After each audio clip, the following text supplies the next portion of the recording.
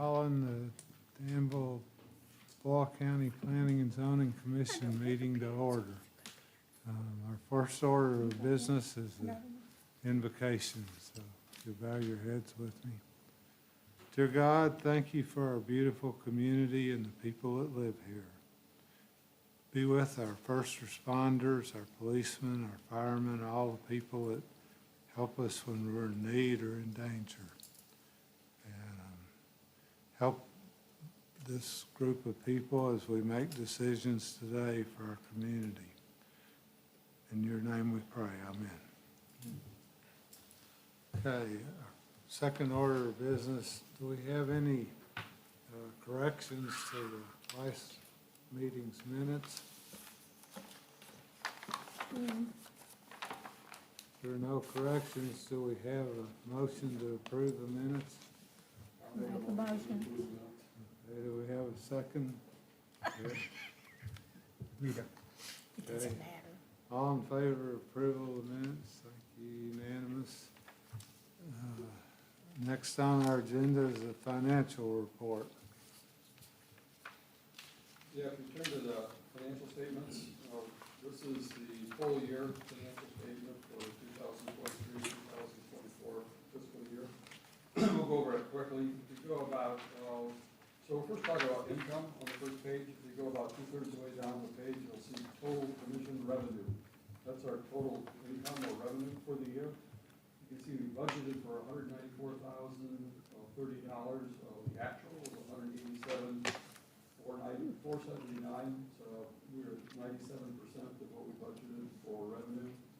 We were about $6,500 short, and all of that is pretty much all that is explained by zoning permits. If you go about a third way up the page, you'll see zoning permits will be a budget $18,000. And basically, we realized $12,000. So that was the main reason for our miss on the revenue forecast.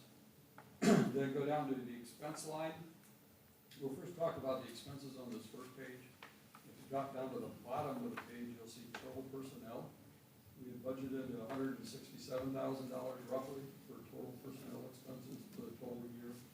We came in about $134,000 or $32,000 under budget. And most of that, as we talked about all year, was the fact that the county picked up our two, I guess I'll use the word employees, on their health and dental insurance, which saved us about $24,000. And then also we were $4,000 less on retirement, and $4,000 less on total wages and salaries than what we had budgeted. So total about $32,000 under budget on total personnel. If you flip the page and go down, I don't know, 7 or 8 lines to total office, you can see that our total office budget for office expenses, and this is supplies and recording fees and software, was about $18,660. We came in about $4,000 less than that, at $12,548. And then if you drop down about 2/3 of the way down the page, you'll see total contractual services. This is what we pay for our annual audit, attorney fees, insurance, accounting, building lease. We were about $4,000 under budget on that, and that was kind of spread between our charges from our attorney fees and the Bluegrass ad GIS contract, which we didn't spend anything on, and they budgeted $2,500. So if you drop almost down to the bottom where it says total expenditures, you can see our total expenditures for the year we had forecasted or budgeted to be about $236,000. We came in at a little over $188,000, so $48,000 less than budget. And so again, to summarize, we were about $6,500 below budget on revenue, but $48,000 below budget on expenses. And so our total income for the year, instead of being a $42,000 loss, was about a break even. So that kind of summarizes it. Any questions? Just in the office stuff, we had budgeted for equipment for the office, and it's zero for the year? Did we not do that? Yeah, I think she might have put that somewhere else. I'm not entirely sure. Yeah, I'm trying to think of, I bought the large format scanner in this budget year, I'm pretty sure. I feel like I bought it in the spring, so I'm not sure why we're not seeing that. I think it was about 5,000. Just thought I'd ask. Thanks. No, that's a good question. You can check it later. If we Yeah. have to, we can amend this. Yep. I have a question. Do we still use that vehicle that, Yeah, we still have the Yeah, we still have the Ford does it Escape. run? It's running, yeah. I mean, I just drive it probably a few times a month to put out signs, check on sites, things like that. So How old is it now? I think it's a 2013, so it's 11 years old. It's only got about 50,000 miles on it, so we don't drive it a ton, but it's just getting older. I think it's gonna need new brakes soon, so we're probably gonna have to plan for that in this fiscal year. But So we will need a motion to approve the financial statement. Do we have a motion then to approve the financial?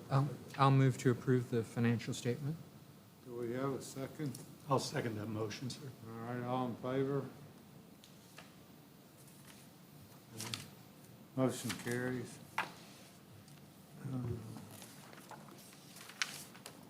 Michaela, you want to tell us about the construction sureties? Yep. So last month, we heard about Boyle County Industrial Foundation. So this is that plat that they did to show Rickhouse Road.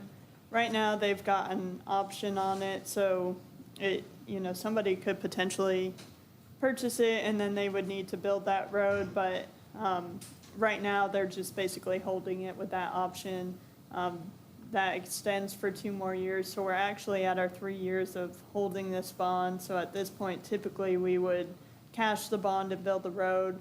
But if that purchase were not to go through, they essentially want to amend the plat to take away that lot and show the need for that road.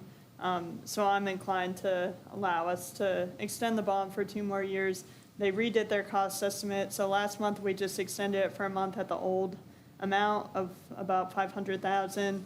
So they're showing the new cost estimate of 796,130. I just want staff to take a look at this, engineering and utilities, et cetera. They have looked at this figure and they feel comfortable with it. So I'd recommend that we just renew this for the year and we can take another look at it next year. But it looks like we're probably having a 2-year outlook on this with the option in place. So any questions on that? So the 523,000 that we have before gives us 769? Yes. And you're going to address the 47,000, the item 2? Is that part of this one? Yeah, sorry, I wrote it wrong on the on the slideshow, but the agenda's correct. That's the Nancy Davis Summit Drive. Do you want to do one motion? No, I just wanted to make sure that they were separate. Yeah, Okay. the- Yep. The way it was written to explain that, yeah. Yep. However you want to do it, motion each I one. was going to do it separate. Do we have Aye, a separately. motion to approve the Boyle County Industrial Foundation? I'd like to make that motion, Chairman. Okay, we have a second. Second that. Second. All in favor? All right, thank you. Motion carries. Next one's Miss Davis. Would you like to tell us about that? Yep, Nancy Davis, Summit Drive. We're holding a cash surety for that in the amount of 47,888. I believe we're still in the same boat that we were last year, so I just recommend renewing it for an additional year. I believe we're in year 2 of that bond right now, so we have 1 more year before we would consider wanting to cash it and build it, but. Do we have a motion to continue it? I'll make a motion to continue the Summit Drive, case security amount. Thank you. Do we have a second? I'll second that. Okay, all in favor? Motion carries. Okay, next thing on our agenda is public hearings. So I guess we'll move from the regular planning and zoning meeting to public hearing on HEA properties. Would you like to tell us about that, Michaela? Yep, HEA Properties LLC has applied for a future land use map amendment from moderate density residential to mixed-use residential on 0.238 acres of land at 130 Wilderness Trail in Danville. So this is just at the corner here. So this is Main, and then this is Wilderness Trail. We did a zone change on this in the last few years to go to central business. So we're looking at this property here. It's the house that's essentially adjoining that, that yoga shop there. And what's that? It's the screen, they're two different, this is in a large one, that one's just that close up with that. Yeah, sorry, this is the aerial and this is the zoning. Oh, okay. Two Yeah, pictures, sorry. 2 pictures on one I slide. usually put a space, but I was trying to make the aerial as big as possible. Oh, okay, gotcha. Yeah, so Woods Alley here, so this is the property that we're looking at, 130 Wilderness Trail. It's currently zoned RM2. It's kind of difficult to see the colors on here, but this zoning here is central business. This is RM3, so that's one of our higher density residential zoning districts. All this red here is RM2, that's our 2-family residential. This little strip here, like I said, went through a zone change in the past few years to central business. And then down here, this pinkish is highway business, another one of our commercial zoning districts. So right now, we're considering a future land use map amendment. Sorry, this is not the best photo, but we're just going to make it work. This is the property here, so you can see it's got that brown. It's moderate density residential. This green on the other side is public. This yellow surrounding it is lower density residential, and then this purple pinkish area to the south is commercial. So you can see it's kind of surrounded by a mix of commercial and residential uses. It's obviously on a busier road there on Wilderness Road, with it being kind of an entrance corridor into the downtown urban core. I'm not going to read all this, but this is just what our classification within the comprehensive plan is for mixed-use residential. It talks a lot about it being appropriate for an area that's a mix of uses, kind of like what you're seeing in the location that we're talking about, where it's a mix of residential or commercial. They do talk about this designation applies to historic core of downtown areas or undeveloped or developing areas where the basic qualities of those existing mixed-use areas are intended to be replicated. So I do think the location that we're talking about is applicable for this use designation. When you're considering a future land use map amendment, these are the factors that we're looking at. I think the finding that you all need to consider is whether you feel that the proposed use is clearly compatible with the existing surrounding development as demonstrated by the applicant.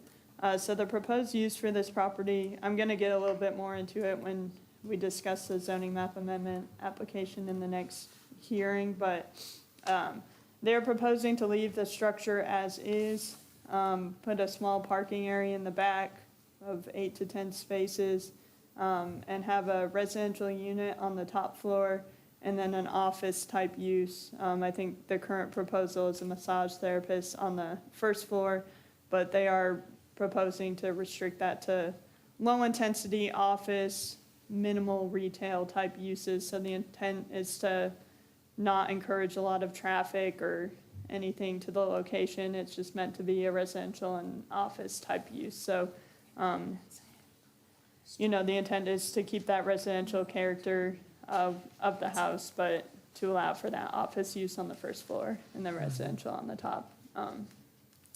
So are there any questions for me on that? Go back to the picture with the red, one more up, or another one up. This one? Yeah. Yep. Over here on the right where it says that the existing wilderness, the one below it, that one we did a while back. Yep, It's adjacent to Woods Alley, yep. and Main Street is down lower on this image. Yeah, Would Main be- Street's down here. So it doesn't touch Main Street. There's a section of Residential. residential in that area. Is that the zoning is there? What's that? This section down south of that area, yeah. is that- Yep, that's this block That's here. this red block. So it is Yep. it is part of the, basically their property that they have, except for the Wilderness 128 being commercialized, is adjacent to residential on three sides.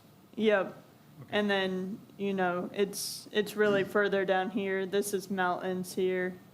This is that gas station on the Right. corner.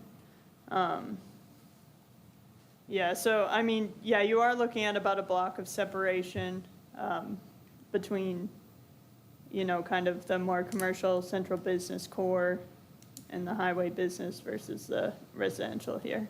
Yeah, yeah, my first feeling was it's in the middle of the block, but we did consider that the Wilderness, the other one, the 128 Yeah, before, so that was changed. These applications are a little bit different, so they actually didn't go through a future land use map amendment for 128, so that's that property here to the south that's currently zoned central business, because it's pretty much always been used as a commercial property for, a long time, and so the commission and then ultimately the city commission found that the current zoning of RM2, the previous zone of that property, was inappropriate and that the central business zone was appropriate.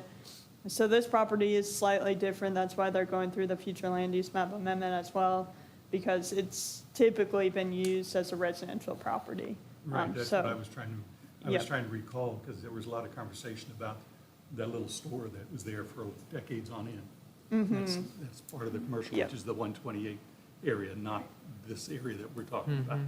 Yeah, yeah, so for this application, I think for the future land use map amendment, you'd have to find that you feel a mixed-use residential designation is appropriate and compatible with the area, and then when you're looking at the zoning map amendment, you'd have to find that it's in agreement with the comprehensive plan, because I think, the current zoning of RM2, you can't really find that it was inappropriate when it was typically No, used as a residential. I really wasn't questioning about, but I sort of was the history behind the 128, Wilderness 128, and you provided it very nicely. Thank you. Yep. And the fact that we are talking about the other sections that's in there. Yeah, adjacent lot. Okay. These two structures are attached, but are they connected? Is there a door? I might let the applicant answer that, if that's okay, Steve. Do you want to get to the podium? He asked if the buildings are attached or if there's a small space in between. Yeah, the buildings are actually physically attached. Name. And I'm Steve Sutherland. This is my wife Francine. We are the owners of 130 Wilderness Road. So I mean, it looks like they're attached to each other, or at least the walls they share a common wall. When we purchased 128 Wilderness, we actually had to redo the roof on that, and when we did, we physically tied it to the side of 130 Wilderness. So before, there was only inches of space, and now they're actually connected together. Is there an outdoor walkway in that, under that roof? Or is that part, literally wall to wall between the two? They're just wall to wall between the two buildings. So a doorway or something, do you have a doorway connecting those two? We don't know. Okay, No. just curious. Yeah. Okay, since you're already up at the podium, would you like to speak in favor of this? Obviously, we would like to speak in favor of it. I've got some notes, and just wanted to go through this. Firstly, I'd like to thank you all for your time and your consideration for us today. And just like to give a little history. We purchased 128 Wilderness in 2016. At that time, it was abandoned, had been for about 10 years. We redid that building, and since then, we converted it to central business, and now we have a lively yoga studio there. Since that time, we have purchased 112, 114, 116 Wilderness Road, and those are all residential properties. We have either reworked those properties or in the process of reworking those properties. We purchased 130 in June of this year. We also purchased a couple of properties on Center Street, and all of these properties were either abandoned or unkept in some manner. So we have, through our hard work, increased the value of these properties and increased the tax base. and also increase the value of the neighboring properties in the process. It's worth noting that when we were cleaning up the back of 130 Wilderness Road, there was a bunch of overgrowth back there where it was unkept. We actually found a pistol. We called Danville Police Department. They came out, picked it up, and found it had been stolen. So it's important to put some effort into this stuff, clean this whole area up, and make it safer for not just us, but for the other neighbors and residents. 130 is uniquely situated on Woods Alley and Wilderness Road. Because of that, that is the reason we're here today to ask for rezoning. Wilderness Road, if you travel it, you know it's busy, and I can't imagine you all allowing central business any further up the road. But with Woods Alley, we're able to direct the traffic off of that. We're going to have 10 parking spots back there, and our idea, there's going to be partial use as a yoga studio in the back of the downstairs, the front of the upstairs. We just want it to be a small office building, either attorney, therapist, something like that. And on the comprehensive plan, it states that East Main to Stanford Avenue is a significant commercial area. Our proximity to Main Street is about 200 feet, and we think that we're a natural progression to add to that central business corridor. As we said before, 128 and 130 Wilderness are physically attached, and we think that continuing that central business between the two is a natural fit. The commercial zoning would lead to increased property values, contributing to the overall wealth of the community. Changing the zoning can help revitalize this underutilized and declining area, bring new life and vibrancy. We do not intend to change the outside characteristics of the property. It will maintain the look of residents. It is convenient to downtown, walking distance, will not adversely affect traffic because of the access to the alley. It will not alter the essential characteristics of the neighborhood.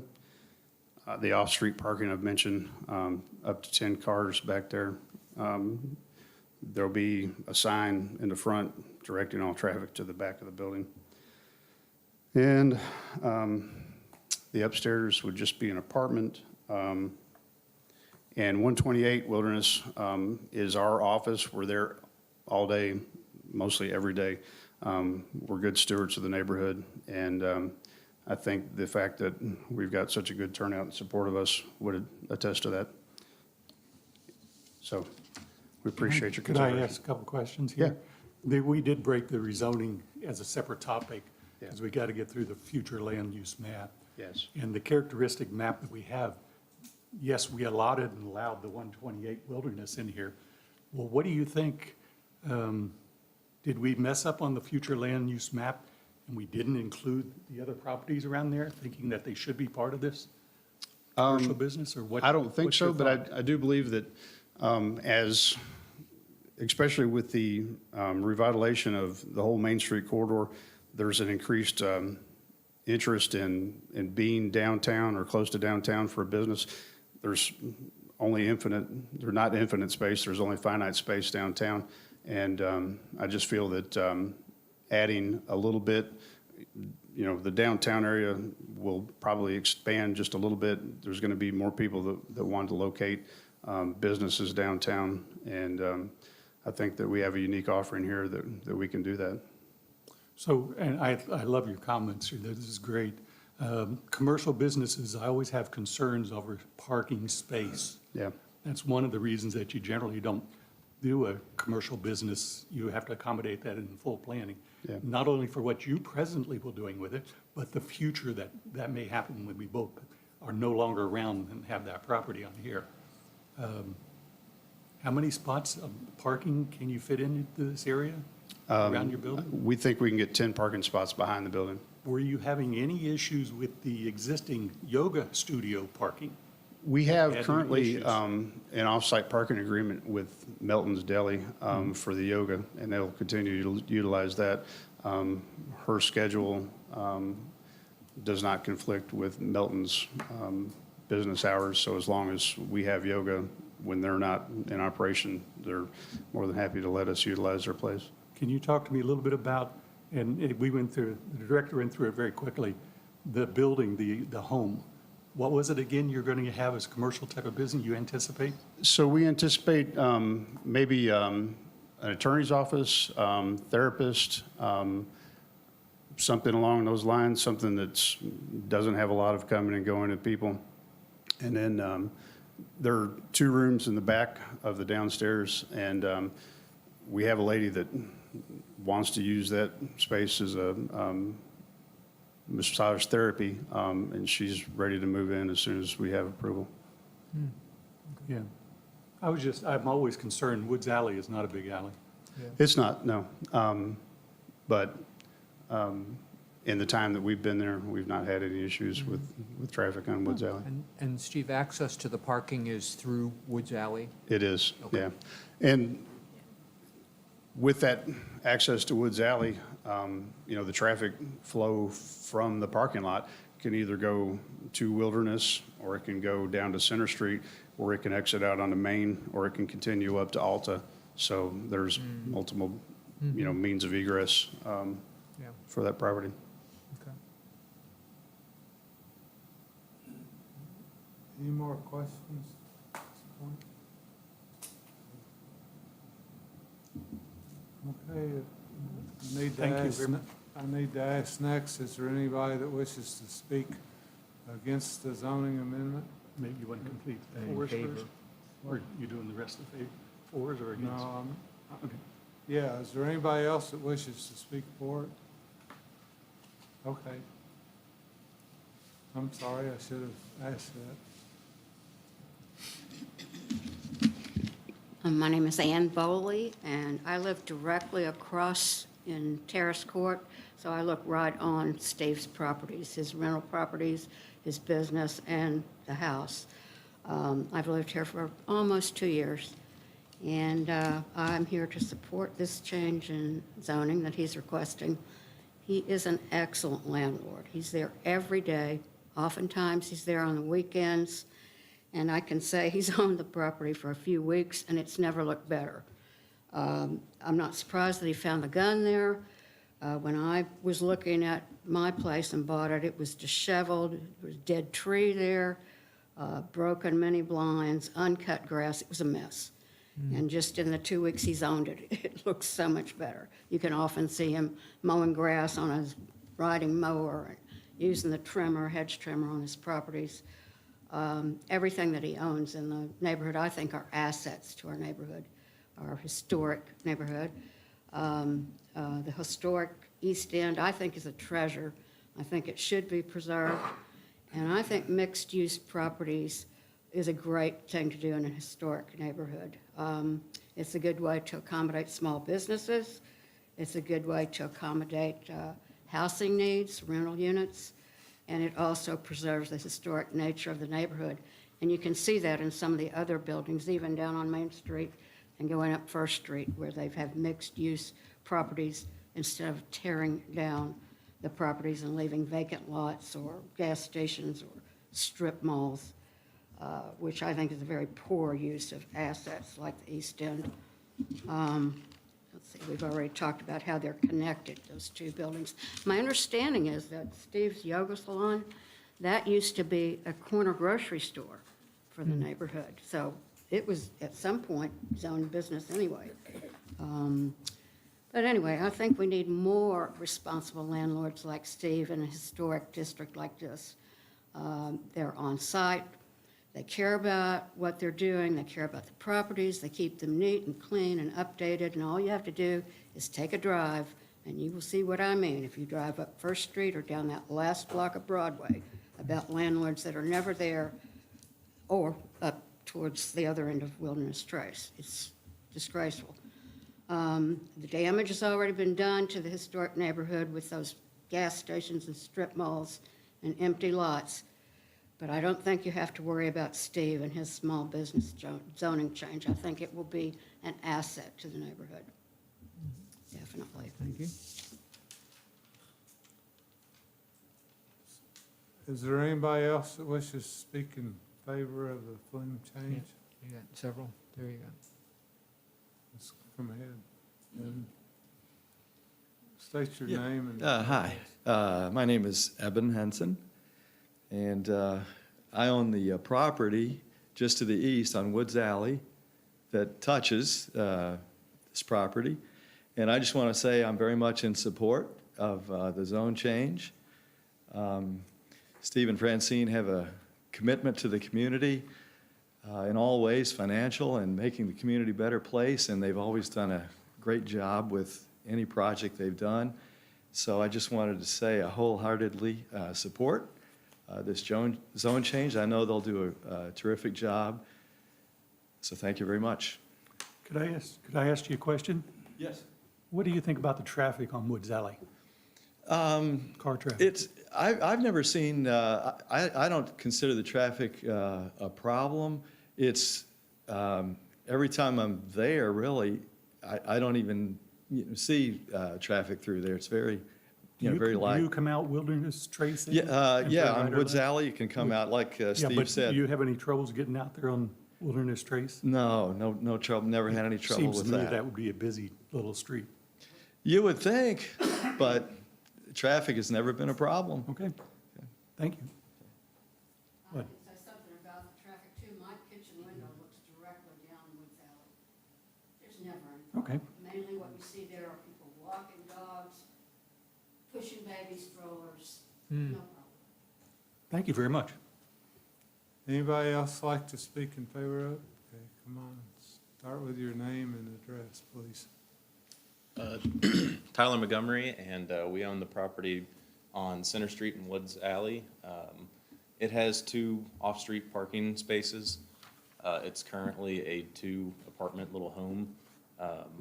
And with Woods Alley, I've walked with Steve through a lot of his properties and kind of seen his ideas and plans and such.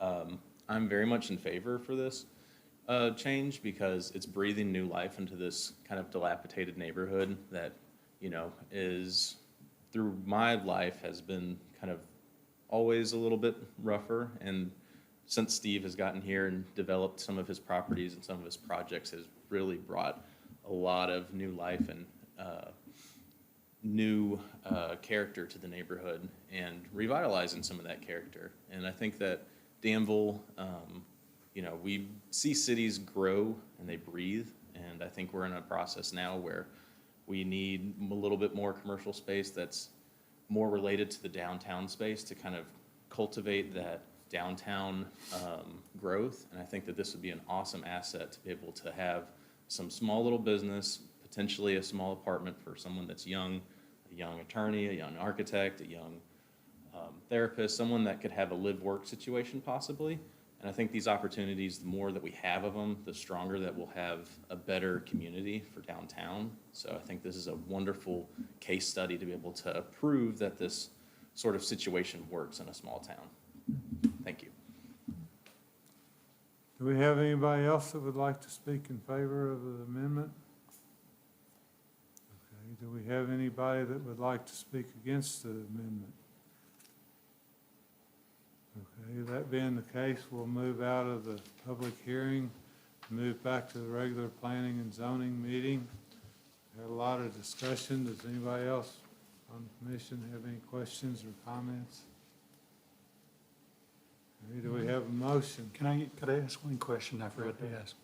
In front of the building on Wilderness 130 there, it's just yard to the street and sidewalk. What's your thinking on the future of that area? Leaving it as grass and Just leaving in front front of porch? it as grass, yeah.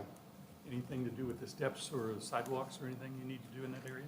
No, we intend to put a sidewalk from the front door around to the back, and all the access coming and going will be directed to the front through the parking lot in the rear. And are you adding additional parking lot lights and lights around the building for safety and security of a commercial There is building? a security light at the very back corner of 128, kind of inset there, and it lights up that whole area quite But nicely. You think that's enough to cover as far as safety and security issues? I think so, yeah. Okay. Yeah, we've not had any issues since we've been there with any, Well, I was just, you mentioned what you found in the yard, whether or not you needed it.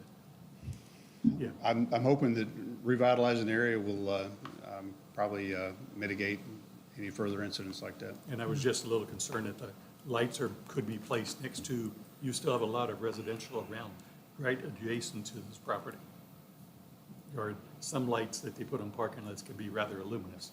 Yeah, it's not our intent to add any parking lights unless Okay. we needed to.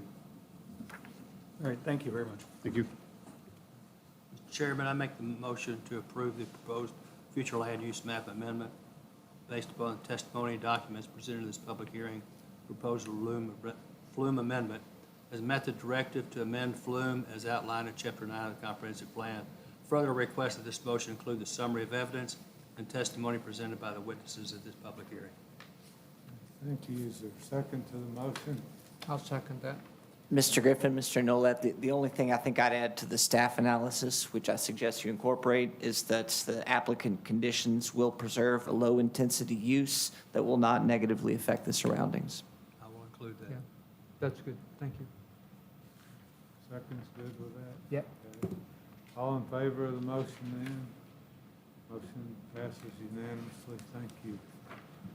Now we'll move back to the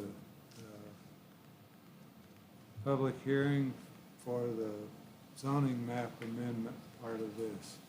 Yep. So HEA Properties LLC has applied for a zoning map amendment from two-family residential RM2 to central business on 0.238 acres of land at 130 Wilderness Trail, Danville. I'm not going to go over where the property is. We just discussed that at length. But this is the conceptual plan that the applicant submitted.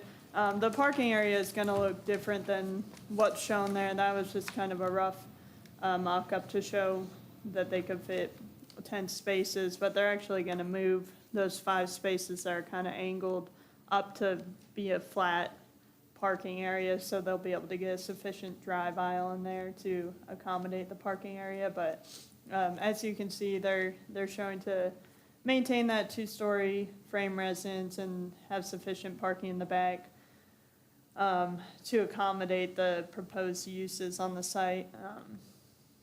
These are 2 proposed conditions that the applicant brought forward. So the applicant agrees to limit commercial uses on the property to office, professional uses, and specialty retail under 4,000 square foot. And sufficient parking will be provided on site to meet the requirements of section 4.6.8E1 and 4.5.4B.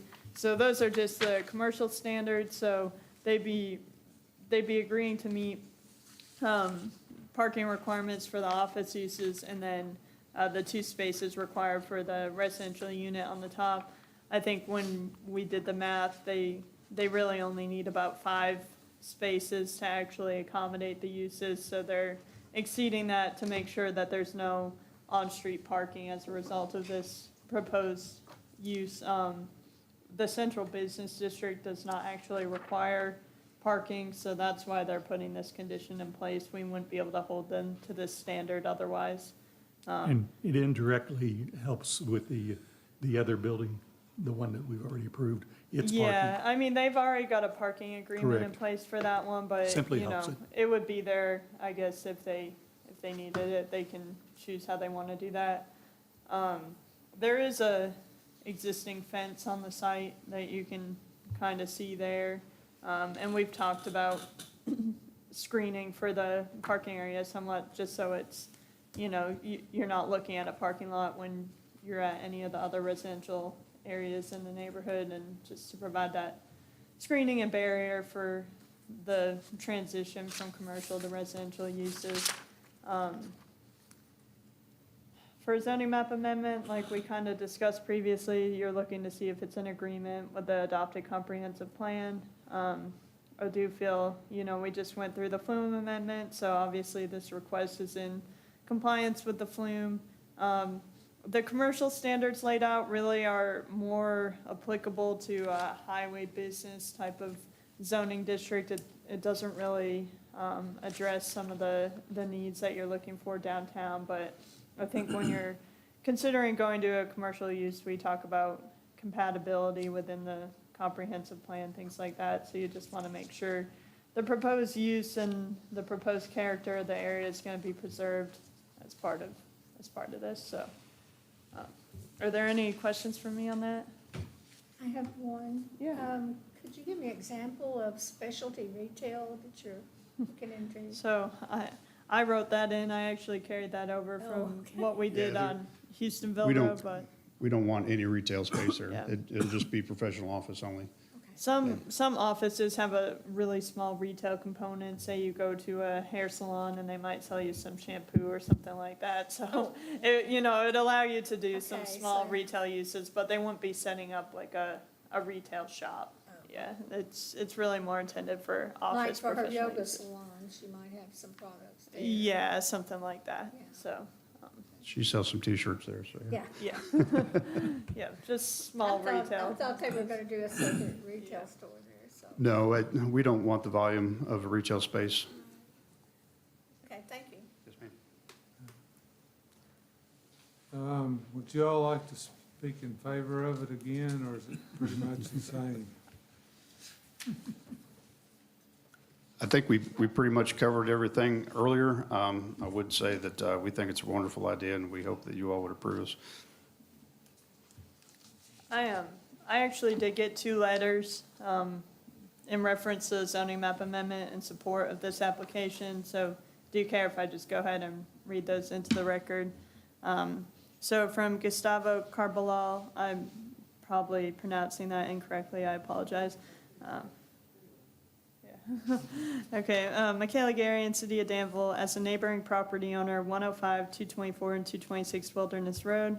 I support the request to rezone 130 Wilderness to central business. I believe that anyone investing in our community should have everyone's support. The second letter of support is from Katina Stokes. 130 Wilderness Road rezone from RM2 to central business currently has a massage, renting some space downstairs, and are currently looking to find some type of professional services to rent the rest of the downstairs. The upstairs will be a midterm apartment. The Sutherland's property is directly behind our property. They've always maintained a well-kept property. They have been great neighbors and supporters of our business, The Cater Dog. They support several small businesses in our community and are good citizens.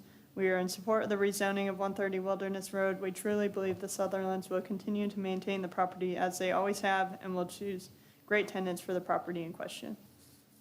That's it. Does anybody else want to speak in favor of it with something different to say, or do you want to just be identified as being in favor of it? Okay. Is there anybody that wants to speak against it? All right.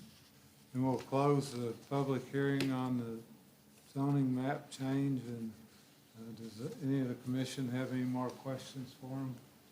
Well, it sounds like there has been some discussion or on the topic of a fence that would screen the parking from the surrounding residential areas. I'm just asking, would the applicant agree that that would be a condition of the zone change, is that you would make sure that there's a screening fence around the parking? Yeah, the fence that runs along the property to the north of 130 is naturally screened with some trees and some vines and stuff like that, so it's already screened. And to the east, joining the Hensons, it's screened by a tree line as well. So you'll maintain that? Yes, sir. Yep. Director, was there anything else you talked about with screening that you want to modify that comment? No, again, central business is exempt from landscaping requirements as Exactly. well. I don't know that shrubs in this instance would be all that beneficial with it being behind the property and in Right. close, being adjoining to residential uses. So I do think the trees and the fence are what's appropriate for this screening. So I think if we maybe just put a condition on to maintain the existing vegetative and fencing screening, it would be appropriate. If that works for you. Absolutely, yeah. So it's fine with me. Any further questions from the commission? All right, we have a Mr. Chair, motion. Might I propose some justifications in favor of this that conforms with the comprehensive plan, specifically with the land use map? It matches the comprehensive plan guidance with its proximity to roads that serve commercial districts, as well as sidewalks that serve pedestrian traffic. Testimony, including during the land use map application, spoke to the fact that this rezoning will promote small business development, and it's an infill and restoration project favored by the comprehensive plan. I guess the other thing would be to add this condition that applicant will preserve existing vegetative and fence screening. Do we have a motion? Yeah, I'll move to approve the proposed zoning map amendment consistent with the text that you just added, Henry. Yes, sir. And the testimony that has been presented, finding that it's consistent with the future land use map, consistent with our goals and objectives. I'll second. Seconded, okay, all in favor? Motion passes unanimously, thank you. Thank you very much. Okay, then, we'll re-enter the public hearing portion of the meeting. And Kayla, you have a recommendation for the change for regulations for gravel parking lots? Yes.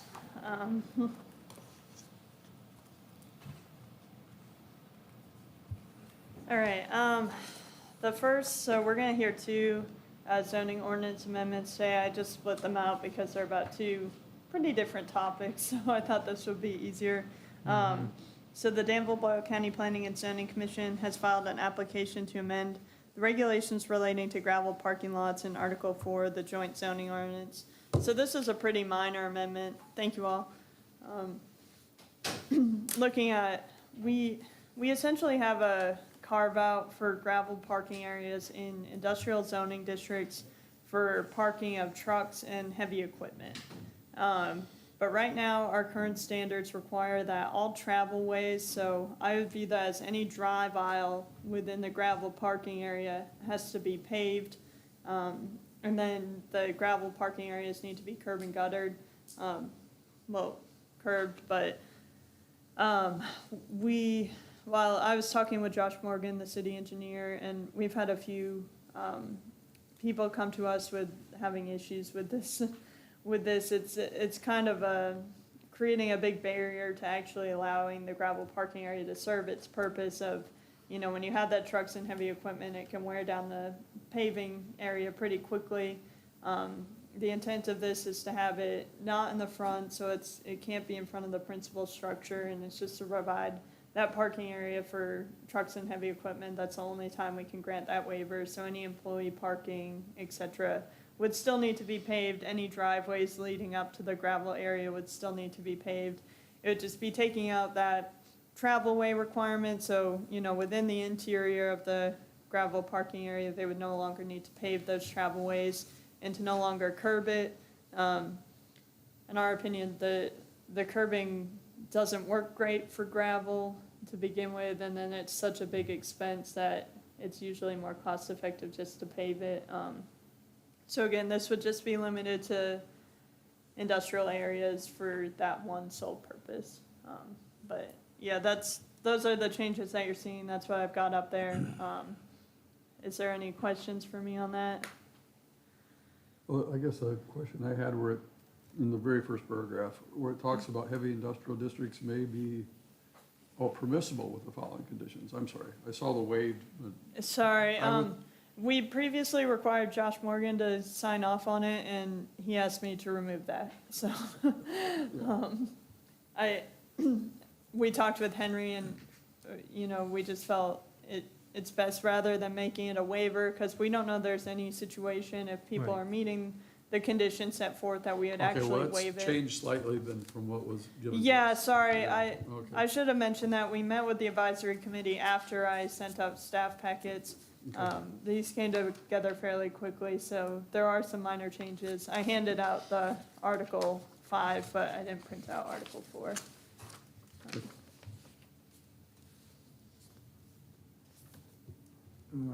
Is there anybody that wishes to speak in favor of this? Anybody that wishes to speak against it? Okay, then we'll leave the public hearing and go to the regular planning and zoning meeting. And does the commission have any more questions, or do we have a motion?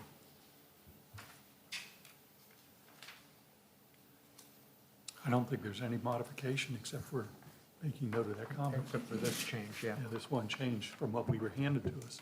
So what we're approving is this motion up here, I think. Yep, instead of keeping the language about the waiver in, it would just be the permissible. I believe that's the only change Okay. we made from the advisory committee. I'd like to make a motion that we accept the language as presented. Thank you. Do we have a second? I'll second that. Thank you. To All the in movement favor? and the second, that we're supposed to provide justifications. I would say the justification is that this methodically removes an impractical barrier to certain business activities. That's good. Accept that. I accept that. All in favor? Thank you. Okay, then, next thing on the agenda is the application to amend Danville-Boyle County regulations relating to medical marijuana. This will move into the public hearing part of that. And you want to comment on that, Michaela? Yep. Run through it. So again, I did hand out a new version. It's honestly quite different from what you saw previously in the staff packet, so I'll try and run through it more. We really tried to clean up and shorten a lot of the language, make it more concise and clear. But I'm just gonna quickly run through this use and what we're looking at here, because it's obviously pretty new for the state, for us. Is that where it came from, basically? Is this from the state? Flowing Yeah, down to us? I would say 90% of this language is directly from the state regulations. If you point out what isn't, if you can. If you- Yeah, as you go through it. I'll do the best I can, I yeah. know, it's, We it's, modeled this after Woodford counties, which is where your previous director, Steve Hunter, is at. And then we kind of looked at Fayette counties as well and carried some of that language over. So I'd say it's a little bit of a blend of the two. But when you're looking at medical cannabis, there's 5 different types of uses that can take place with this. So cultivator is where the cannabis is grown. Processor is where it's basically processed into an item that can actually be purchased. Producer is where they both grow and process the material. Currently, the state is not accepting permit applications for a producer, so we won't see this currently. I don't know if we'll see it down the road, but right now cultivators and processors need to be on 2 separate sites. Safety compliance facility, so they basically oversee, they can test products, test for contamination, et cetera. It's basically the oversight committee. Dispensary is actually where they sell it, so that's the retail aspect of this type of business. And this is all taken from CAECO, this language up here. They put out a guidance on this. So these are the number of permits that are going to be issued within the state. They started accepting permit applications on July 1, and these businesses can begin operations on January 1, 2025. It's of CAECO's opinion that we have until January 1 to bring forth its zoning ordinance regulations, and they would be required to comply with them, even though they started accepting applications on July 1. But here's so you can see they're not even accepting Tier 4 cultivators, so there's Tier 1 through Tier 4, which I'll get into later, but there's only 16 cultivator permits that are going to be issued throughout the state, 10 processors, and then 48 dispensaries. So you know, when you look at the numbers, we're probably most likely to see a dispensary first, based on, you know, the number of permit applications, but at least 6 dispensary licenses will be issued in the Bluegrass region, which is the region that we're in, so we're in the same region as Fayette County. I put a map up so you can see, this is Region 1, here we are, so, you know, all of these counties, we're only looking at 6 dispensary licenses throughout it, and 2 of them can be issued in Fayette, so we're really probably looking at 4 throughout that Region 1 to begin with. But no more than 1 dispensary license will be issued per county aside from Fayette or Jefferson County, so if we did get 1, we would only get 1. Yep. Now to get into the actual zoning ordinance text, I didn't put it all on the slideshow, so we'll have to start following along in our packets here in a second, but this is the use table, so it's the same format as you typically see. So Tier 1 and Tier 2 cultivators, Tier 1 is anything under 2,500 square feet, Tier 2 is anything under 10,000 square feet, Tier 3 is under 50,000 square feet, and Tier 4 is above 50,000 square feet. So cultivators, where the growing takes place, are all required to be in indoor growing facilities. So you're not gonna see crops of these, it's gonna be in a warehouse type facility grown indoors. So we showed it as being pretty much everything we did as being permitted within our 3 industrial zoning districts. For Tier 1 and Tier 2 cultivators, so that'd be anything under 10,000 square feet, we kind of talked about 2 potential options. One is that it's just permitted by right as a primary use of the property, so somebody could go out and buy, you know, a 1-acre lot, 5-acre lot, et cetera, and put either a 2,500 square foot or a 10,000 square foot building, and that'd be the sole use of the property. The other option, the way that Fayette County wrote it, is that it can be an accessory use of the property. Fayette County does have significantly larger minimum lot size in their rural areas, so, you know, you're looking at a 50-acre lot that might be required to purchase to put a 2,500 square foot building on it. So that is something to keep in mind with the scale. But those are the 2 kind of directions that the advisory committee went in. Is there any feedback on that? Do you all have a preference of primary use versus accessory use? Yeah, it seems reasonable from the idea that maybe a small farm would want to do this as an accessory use and be able to put in a building. It would be permitted for a small facility, but not for a large one, would be conditional. That's the way you've written it, right? Yep. Okay. Yeah, so anything above 10,000 square feet would require a conditional use permit. So Board of Adjustment would have authority of whether they feel the location that the person is proposing is appropriate or not. Yeah.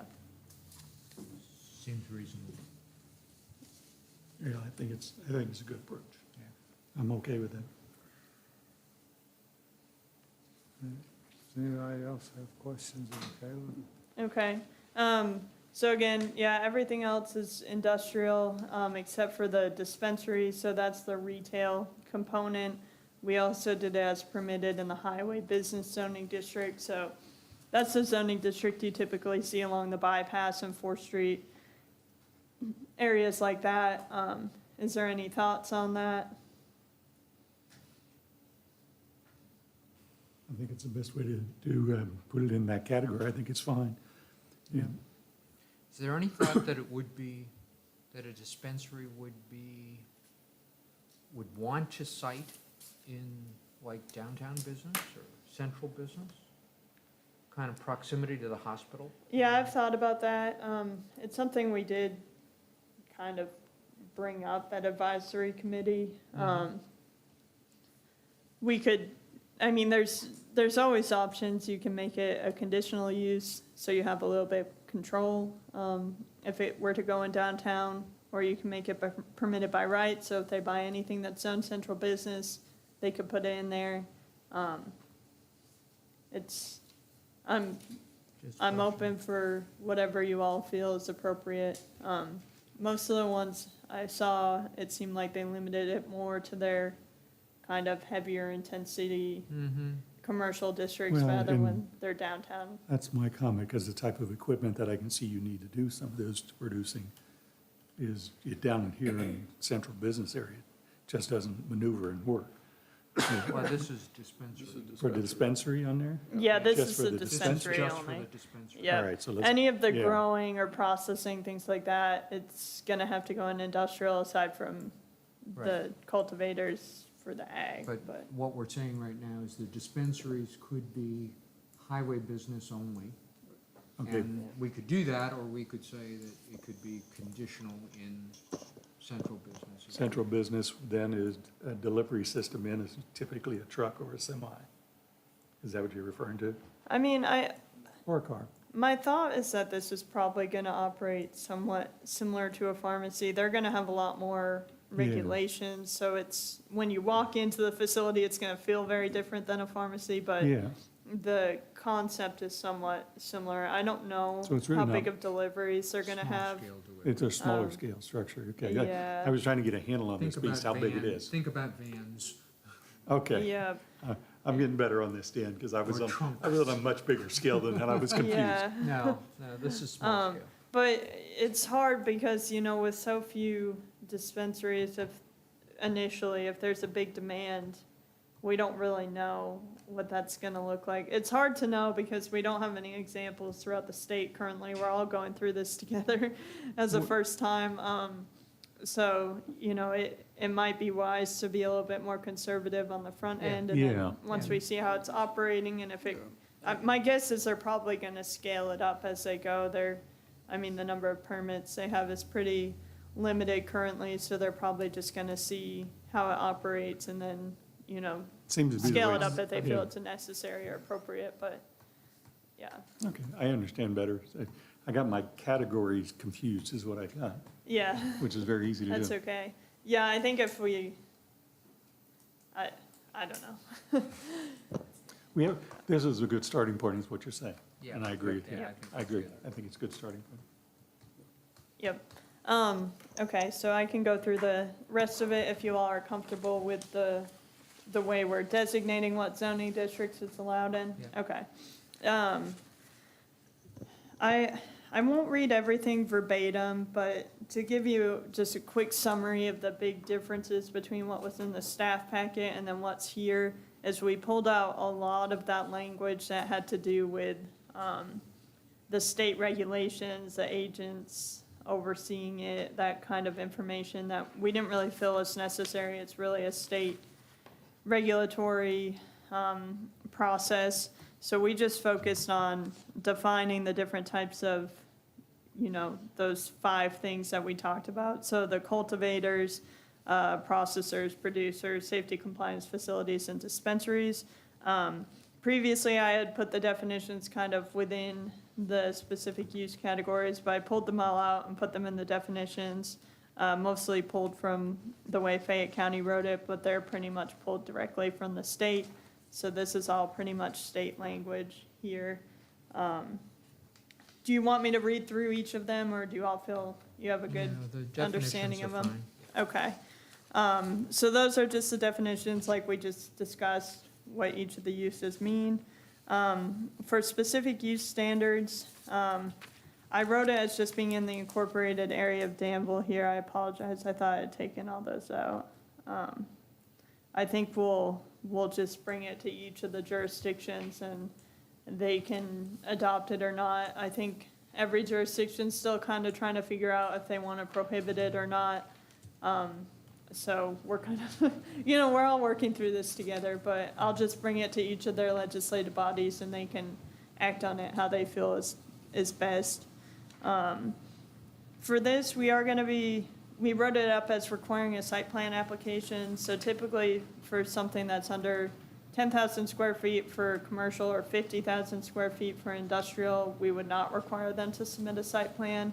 It would just be a zoning permit and administrative review. But we wrote this up as requiring a site plan application, so every application that came in would come before you all and have, you know, that public hearing session. We also put some language in there that basically gives the planning commission shall consider the impact of the proposed facility upon surrounding properties and institute other site measures so that the character of the area is protected and the application conforms with the comprehensive plan. So this just gives the planning commission a little bit of wiggle room when we're looking at a site plan application. Typically, it's a lot like a plat where, you know, if you're meeting each of our requirements within the zoning district, it's generally approved. So this gives you a little bit more flexibility if, say, we're looking at a highway business zoning district that might be adjacent to some residential uses. You could potentially ask for a little bit of fencing or additional screening, or it would just give you a little bit more control over the issue if you feel it's necessary for the site. And it would give us review of each facility if Yeah. they come forward. Yeah, absolutely. I mean, I think especially with this being such a new use, we'll all be kind of seeing what the property's gonna look like, how it's gonna operate, how intensive of a use it's gonna be, et cetera. So, you know, as we're learning that, it makes a lot of sense to go through that more thorough review, so. I put some language in about just, you know, needing to meet fire requirements, state and federal requirements.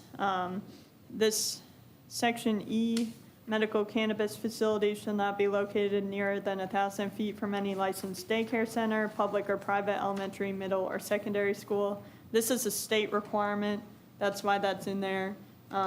So they're gonna be held to that, whether we put that in the zoning ordinance or not, but I think it's just helpful to have it in there, so in case for some reason when they're going through this very extensive state permitting process, they didn't know about it, they'll know about it here. It needs to comply with landscaping requirements as set forth in the commercial zoning district, which is also applicable in the industrial zoning district, and loading and unloading areas shall be oriented away from public streets.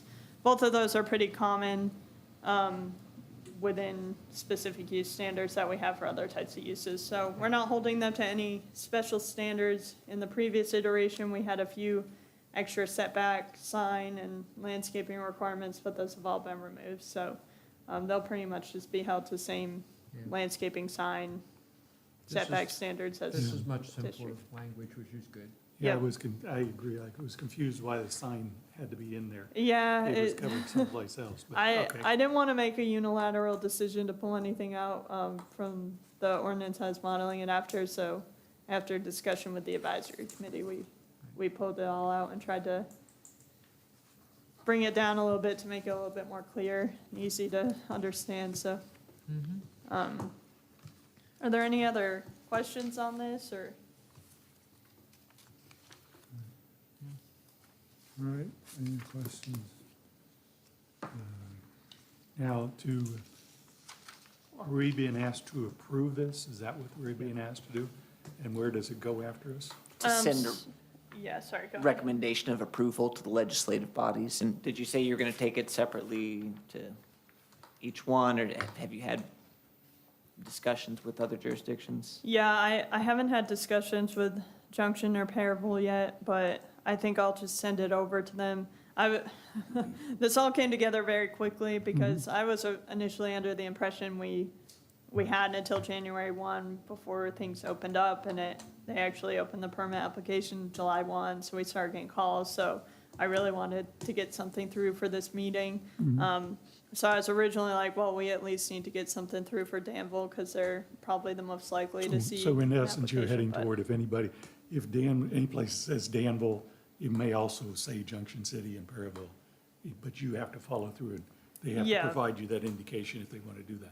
Yeah, so I'll bring it to each of the jurisdictions. If they aren't comfortable adopting something yet, we can take our time with it, or if they want to add in additional standards, they can do that. Like I said, I think they can still have conversations about whether they want to prohibit it or not. I don't want to say definitively, but I think they still have a window where they can take a vote to prohibit it. So I don't know if Junction and Paravel have fully decided, so it doesn't make much sense to put in zoning regulations if they're just not going to allow it in their community, Right. so. Right.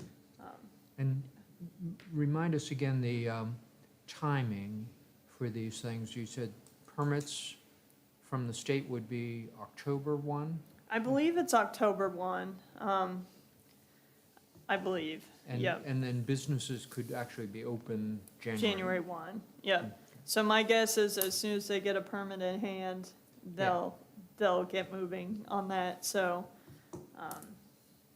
yeah, my guess is they will want to be open January 1 if Okay. they can. I think the state is getting quite a bit of permit applications. Yeah, I've heard some stories of, yeah.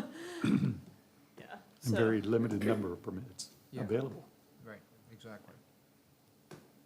So just reviewing it for my mind, there are 6 retail facilities for our region, 2 of them in Fayette County, so there'll be 4 distributed throughout the rest of the The rest county. of the, So the chances Yeah. of having one here are pretty low. You may not have And one. and it's a Right. medical product they're selling. In Danville, Perryville or Junction City, neither one has a drugstore right now. Right. So I think we're, it's not likely gonna be in Right. either, yeah. Yeah, I think it's not even, January 1, 2025 is when this number will open, that number permitted, but I do expect that this is gonna scale up. I haven't heard that from anyone, this is just my guess, if I had to make assumptions about this, so, even if we don't get one in this round and we don't get one on January 1, we could get one in the future, so I think it's good to have something in place. And, if we don't get one in the first round and we see others opening and see how they operate and we don't feel our ordinance is sufficient or whatnot, then we can always amend it, so, yeah. okay. Since it's a public hearing, I think I have to ask, does anybody wish to speak in favor of it? No, nobody forthcoming. Does anybody wish to speak against it? Okay, then we'll leave the public hearing and go back to the regular planning and zoning meeting. And do any of the commissioners have any more questions, or do we have a motion for it? I'll move to approve the amendments as noted with the changes that Michaela's mentioned, and also, Henry, do you have other language we need to include? I think that our recommendation of approval is justified by the ordinance's agreement with the comprehensive plan. This is a regulation that facilitates a novel growth industry, and that promotes the economic development goal of providing a growing, diverse economic base for the community, which allows for full employment of citizens. And I'll accept those, with those changes, please. Have a second for the motion? I'll second. Okay, all in favor, raise your hand, please. Okay, thank you. Motion carries. Unanimously. No, didn't see Ms. Sleet vote for it. No. She did. That's why I didn't say it. I think she did. Yeah. Yeah. Did you? You, Hmm? did everybody, No, Ms. Sleet, did you vote for it? you voted for it, didn't you? Yeah. They voted for Did you vote for it? In favor. Yeah. or- Yep. yeah, both. All right. I think it passed by unanimous Yeah. vote. Okay, thank you. Just got something. Her hand was low, you couldn't see that. Very good. Okay, then, moving on down the agenda, we have a report from the advisory committee. I guess this was pretty much it. Yeah, it's like, no need to rehash it, we did meet, but you all just heard our discussion, so. Okay, anything else from the budget committee? No. Okay. Anything from the personnel committee? No, Okay. Then, next on the agenda is Lyndon Smith. He has lots of good things. Yeah. I've got one, yeah. I'm good, thank you.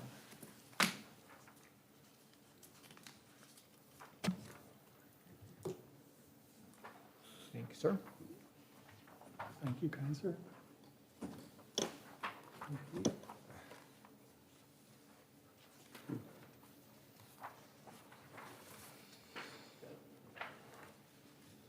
Looks different when printed. This is really just a status update for you this month. We've got the work group, which has been making great strides forward in reviewing the text of the full comprehensive plan.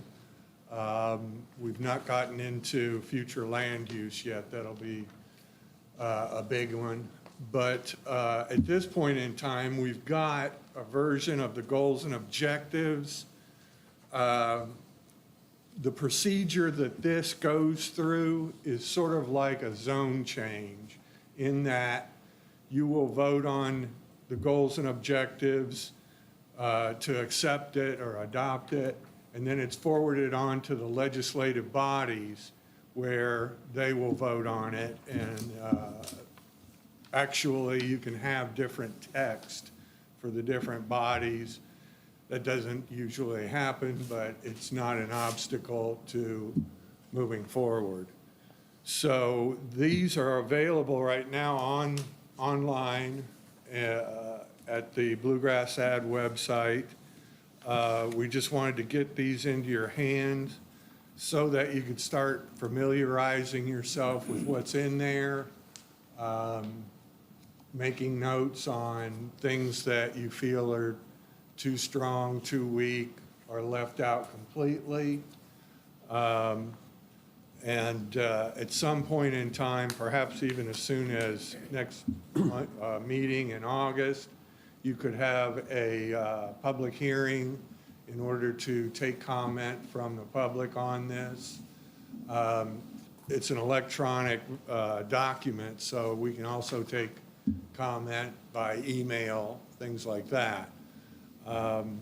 It's a really good set of goals and objectives, in my opinion. We've got some pretty strong ideas in there. A lot of it is preservation-based. Some of it is based on developments that we expect to be coming in the future. And I think, just to briefly comment on this, things are changing in the world really fast now in terms of the way commerce operates, whether you're delivering goods or services. The world is changing very quickly because of the internet. You can be an accountant or a lawyer and not have an office. You could be a medical transcriptionist. You could be just about anything and just work from home now. We're expecting a lot of home occupations that go perhaps towards a cottage industry where people just buy a house and they have some specialty kind of products that they are able to make in the house and sell online. And it wouldn't change the activity structure around the property. So we want to try and sort things out in that regard in terms of impact on the community, impact on the economy, and impact on the physical structure of the communities. So still working on that. The work group is making great strides, though. These goals and objectives aren't written in stone. They're basically just being commented on still at this point. So no review or comments are required for the meeting at this point. I just wanted to kind of give you that update, get this in your hands, and make sure that we're still making forward progress on this. The whole thing's gone on quite a while, but, you know, it's not like we're under any time deadline or anything like that, so it just takes its own course. So when you say it will go to the legislative bodies after the planning commission passes it, so it go to Perryville and Junction City and not just Boyle County representing them? Yes, correct. There'll be 4, the Boyle County, Danville, Perryville, and Junction City. And they're not required to have exactly the same text. It usually turns out that they do, but, you know, if one makes a change, that doesn't mean, you know, everybody has to make the same change. Gotcha. So I guess the question is, is everybody comfortable with these enough yet to go ahead with a public hearing in August? Or does the commission themselves want to review these between now and August? Yeah. And then say we're comfortable enough, we wouldn't be adopting it in August, but Yeah. comfortable enough to go forward with a public hearing? Is that kind of the question we're looking at now? I Yeah. think so, yeah. Yeah. Yep. I think that, I just want to say thank you to Wyndon. He's made a great strides in editing and improving the text and language. Yeah. We've given him comments. They've been well-received and incorporated into the text. I'm very comfortable with the language that we have now is, we can tweak it. We can always tweak it, but it's very, very close to what we've had in discussion. And it meets, I think, what, at least the working group and Yeah. our exchanged emails, so. I think the working group's comfortable with it. The question is, do the other commission members want a month to look at it before we were to have a public hearing? And Yeah, Or if we Well, did it at in least a August, month. We would, in fact, have a month to. Yeah, because the commission can comment on it on as well. yeah. Yeah. I just think if we're talking though about, trying to schedule an August public hearing and handle it, the alternative is it's even further out than Yeah. that. So, I mean, I'm comfortable with an August public hearing. It's whether or not everyone else. Well, just having the public hearing in August doesn't mean you have to act on it in August. Right. You can take comment in August, make changes, come back in the next month. Yeah, okay, I would say, okay.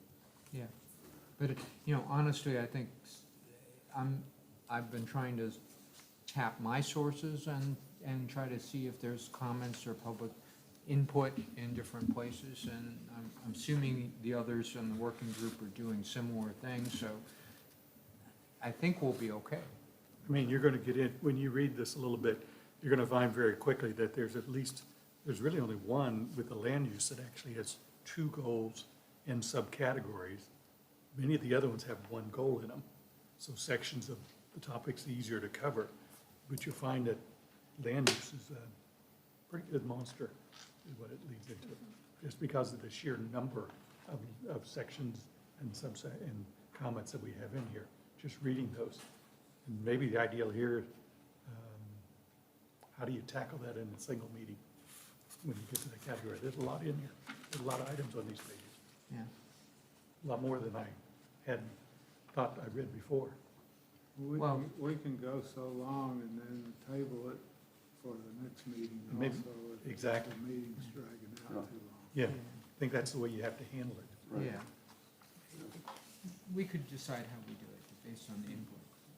I think part of what we would want to do in the August meeting is make sure that it would be in public notice Yes. as a hearing. I'd advertise it as a public hearing. Yeah, but we want to make sure the public notice references the Website. availability of the text. Yep, So, I can do that. yeah. Yeah.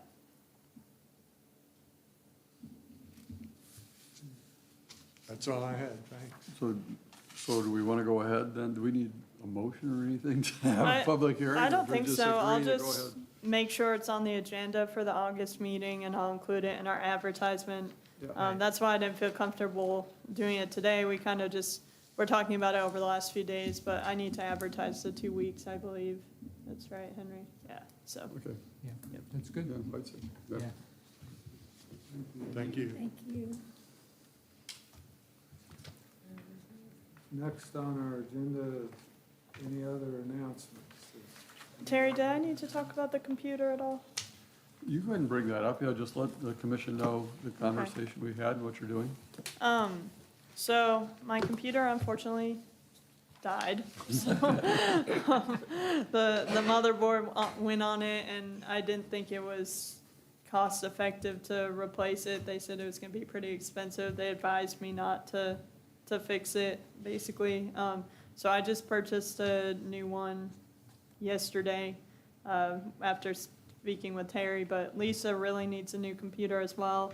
I didn't budget with the anticipation that I would need a new computer, because I just bought this one like 16 months ago. It's really unfortunate that it's just a faulty motherboard or something. So I don't know if we want to do a full budget amendment. We're essentially under for our office spending as a whole.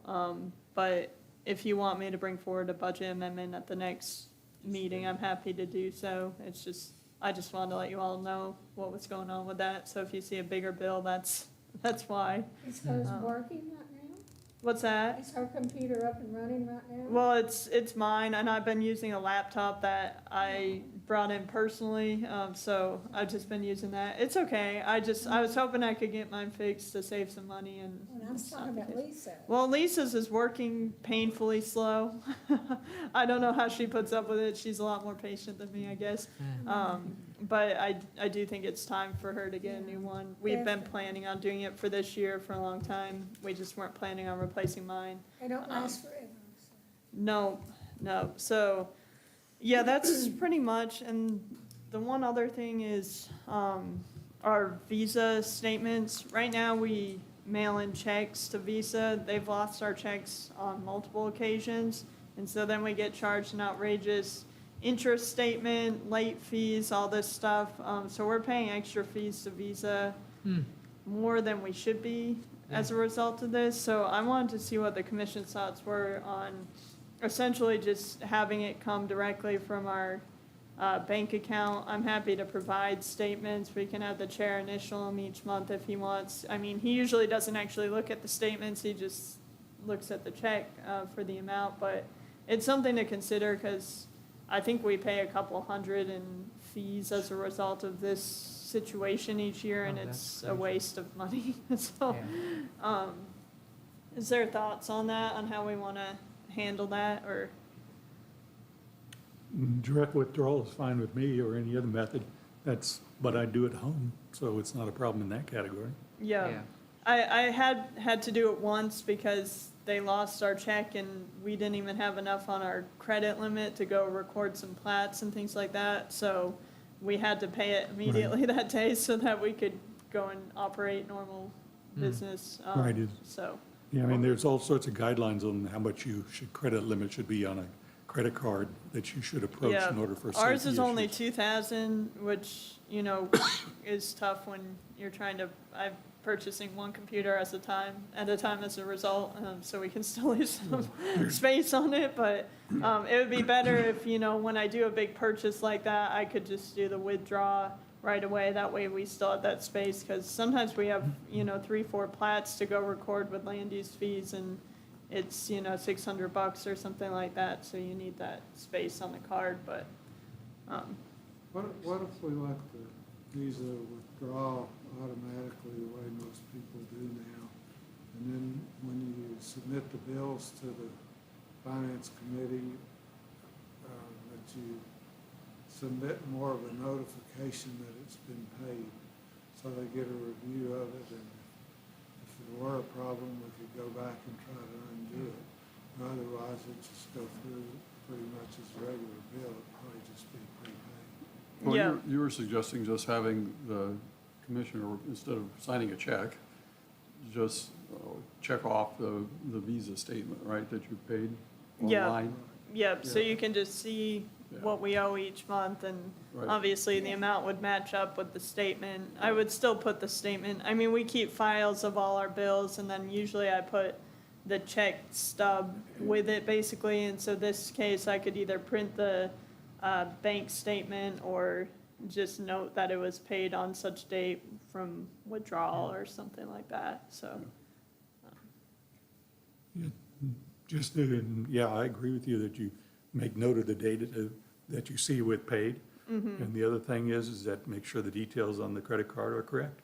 Yep. The statement from that, which you do anyway. Yep. So, yeah. So, Henry, you think we need a motion on that, or? I don't see where we're changing some practice that was previously set in stone. This seems like the kind of, it's always safest to make a motion. Let's have a motion to approve that practice. Talked yourself right into it. It's safe, yes. All right, I'll make a motion that we adopt that procedure versus paying by check. I have a second. I'll second that. Okay. All in favor? Yeah. All right, unanimous. Does anybody want to make a motion that we, since we're under budget on office supplies, that we authorize Michaela to go on and buy Lisa another computer rather than wait a month to do it? Yeah. I will do that. Lisa, thanks you.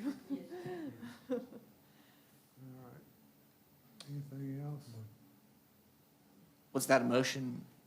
Oh, that was a Yeah, motion okay, by do we Steve. have- I'll do we second the have a motion. second? Yes. All right, all in favor? Thank you. Okay. Any other announcements from anybody? Not from me. Thank you all. Okay, do we have a motion to adjourn then? Oh, I make a motion. Okay, The ladies. so you make the motion to adjourn and Ms. Sleet seconds it? Yes. All right, all in favor? Thank you.